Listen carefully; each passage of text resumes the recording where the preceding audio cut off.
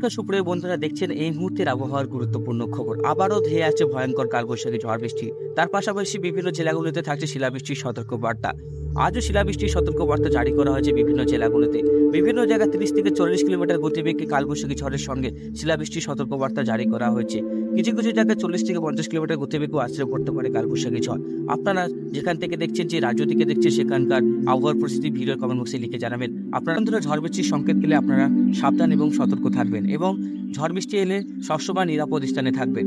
কোনো সময় ঝড় বৃষ্টি এলে বাইরে বেরোনোর চেষ্টা করবেন না, কারণ প্রতি বছর বাজ পড়ার জন্য অনেক মানুষ প্রাণ হারাচ্ছে, অনেক কৃষক ভাইরা প্রাণ হারাচ্ছে। তো আপনারা একটু নিরাপদ থাকবেন এবং সাবধান থাকবেন এবং সতর্ক থাকবেন। তো আমরা এই মুহূর্তের আবহাওয়ার পরিস্থিতি কোথায় কেমন আছে একবার দেখে নেব, সেখান থেকে আমরা বুঝতে পারবো কোথাও কি ঝড় বৃষ্টি হচ্ছে কিনা।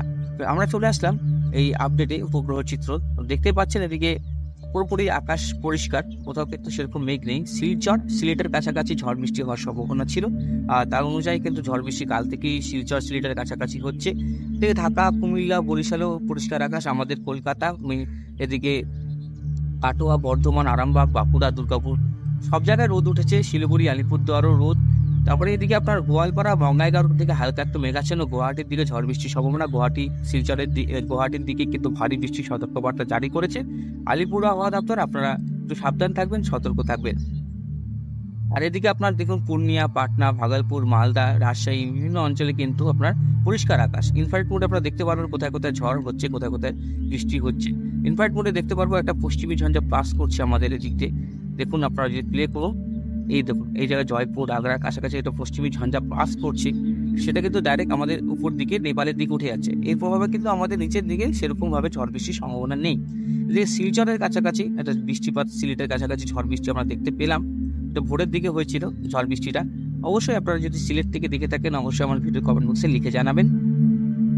এদিকে কিন্তু ইম্ফলের কাছাকাছি ঝড় বৃষ্টি হয়েছে। এদিকে পরিষ্কার, কোথাও কিন্তু ঝড় বৃষ্টি আমরা দেখতে পাচ্ছি না। কিন্তু কালকে কলকাতা, কোলাঘাট, খড়গপুর, সাতক্ষীরা, শ্রীরামপুর, বাতাবিরিয়া, পিরোজপুর, বরিশাল, চন্দননগর, আরামবাগ, শান্তিপুর, বর্ধমান, বাঁকুড়া বিভিন্ন অঞ্চলে কিন্তু কালবৈশাখী ঝড় লক্ষ্য করা গেছে।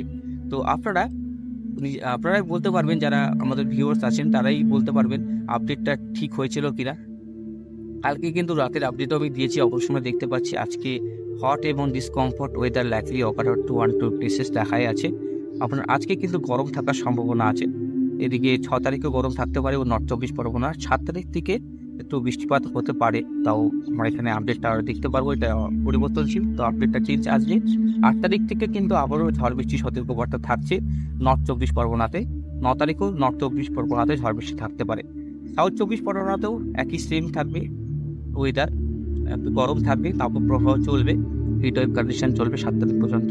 তার মধ্যে এই যে কয়েকটা দিন 5, 6, 7 তার মধ্যে কিন্তু স্থানীয় বজ্রগর্ভ মেঘ থেকেই ঝড় বৃষ্টি হওয়ার সম্ভাবনা আছে। 8 তারিখ থেকে 40 থেকে 50 কিলোমিটার গতিবেগে ঝড় বৃষ্টি হতে পারে সাউথ 24 পরগনাতে। 9 তারিখও 30 থেকে 40 কিলোমিটার গতিবেগে ঝড় বৃষ্টি হওয়ার সম্ভাবনা আছে সাউথ 24 পরগনাতে। ইস্ট মেদিনীপুরেও একই সেম পরিস্থিতি, শুধু 7 তারিখে মেদিনীপুরে ঝড় বৃষ্টি হতে পারে এবং হিট ওয়েভ কন্ডিশন থাকবে দিনের বেলার দিকে। আর মূলত বিকালের দিকে বা সন্ধ্যার দিকে ঝড় বৃষ্টি হওয়ার সম্ভাবনা আছে। তারপরে 8 তারিখ থেকেই ঝড় বৃষ্টির সতর্কবার্তা জারি আছে ইস্ট মেদিনীপুরে।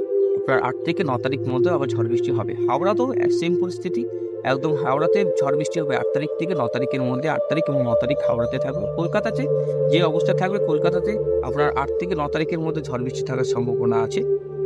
8 তারিখও 30 থেকে 40 কিলোমিটার, 9 তারিখও 30 থেকে 40 কিলোমিটার গতিবেগে ঝড় বৃষ্টি থাকার সম্ভাবনা আছে। হুগলিতেও আপনার ঝড় বৃষ্টি থাকার সম্ভাবনা আছে। হুগলিতে আজকে ঝড় বৃষ্টির সম্ভাবনা আছে। হুগলিতে 30 থেকে 40 কিলোমিটার গতিবেগে ঝড় বৃষ্টি হতে পারে।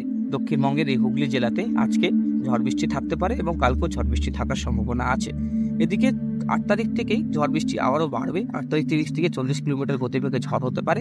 9 তারিখও 30 থেকে 40 কিলোমিটার গতিবেগে ঝড় হওয়ার সম্ভাবনা আছে। পুরুলিয়াতেও হিট ওয়েভ কন্ডিশন থাকবে এবং পুরুলিয়াতে আজকেও ঝড় বৃষ্টির সতর্কবার্তা থাকছে। 30 থেকে 40 কিলোমিটার গতিবেগে ঝড় হতে পারে এবং হিট ওয়েভ কন্ডিশন থাকার সম্ভাবনা আছে, মানে তাপপ্রবাহ থাকার সম্ভাবনা আছে। এদিকে পুরুলিয়াতে হিট ওয়েভ কন্ডিশন জারি থাকবে।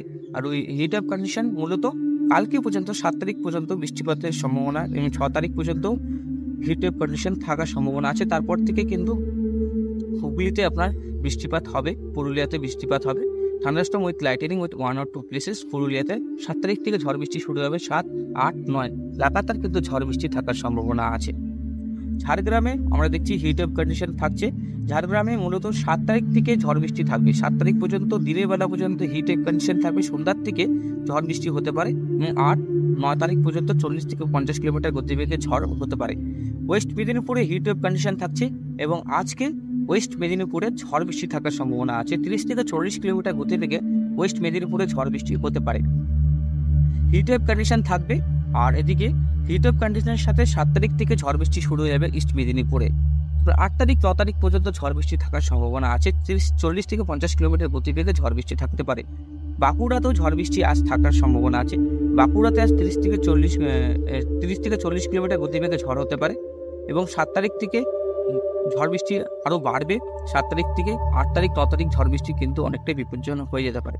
তার মধ্যে 6, 7 তারিখ হিট ওয়েভ কন্ডিশন থাকার সম্ভাবনা আছে। ওয়েস্ট বর্ধমানেও আপনার একই পরিস্থিতি, হিট ওয়েভ কন্ডিশন 7 তারিখ থেকে ঝড় বৃষ্টি থাকার সম্ভাবনা আছে।